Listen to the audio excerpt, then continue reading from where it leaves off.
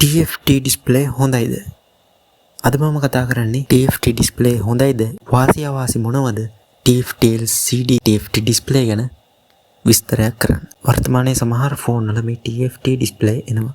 විශේෂයෙන්ම Honor device වල මේ TFT LCD කියන ඩිස්ප්ලේ එක එනවා. ඒ වගේම තමයි අපි මුලින්ම කතා කරමු TFT කියන්නේ මොකක්ද කියලා. හැම TFT ඩිස්ප්ලේ එකක්ම LCD එකක් වුණාට හැම LCD එකක්ම TFT වෙන්නේ නැහැ. ඒ වගේම TFT කියන්නේ සාමාන්‍ය LCD වලට වඩා දියුණු තාක්ෂණයක්. මුලින්ම මේකේ වාසි ගැන කතා කරොත් හොඳ image quality එකක් තියෙනවා. ඒ වගේම TFT screen වල උසස් තත්ත්වයේ වර්ණ තියෙනවා. ඒ වගේම හොඳ contrast එකක් තියෙනවා. පැහැදිලි පින්තූර පෙන්වන්න පුළුවන්. වගේම සෑම පික්සල් එකක්ම වෙනම පාලනය කරන්න පුළුවන්. ස්පීඩ් රෙස්පොන්ස් ටයිම් එකක් මේකේ තියෙනවා. ඒ වගේම මේකේ ඩිස්ප්ලේ වලට ඉමේජ් ඉක්මනින්ම රිෆ්‍රෙෂ් කරන්න පුළුවන්.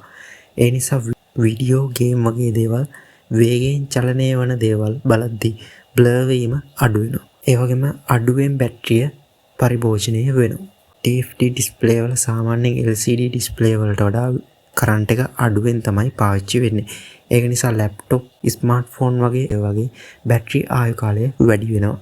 TFT ඩිස්ප්ලේ වල තවත් වශයෙන් තමයි නිෂ්පාදනයට ලාභයි. TFT තාක්ෂණය දැන් හොඳට දියුණු නිසා ඒවා නිෂ්පාදනය කරන්න යන වියදම සාපේක්ෂව අඩුයි. TFT ඩිස්ප්ලේ වල අවාසි මොනවද?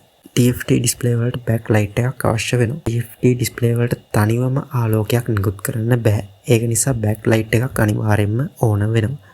මේක නිසා තිරේ තරමක් ඝනකම් වෙනවා. සාමාන්‍යයෙන් TFT ඩිස්ප්ලේ වල පැත්තකින් බැලුවම පින්තූරයේ ක්වොලිටි එක අඩු වෙලා වගේ පෙනීමේ ගැටලු ඇති වෙන්න පුළුවන්.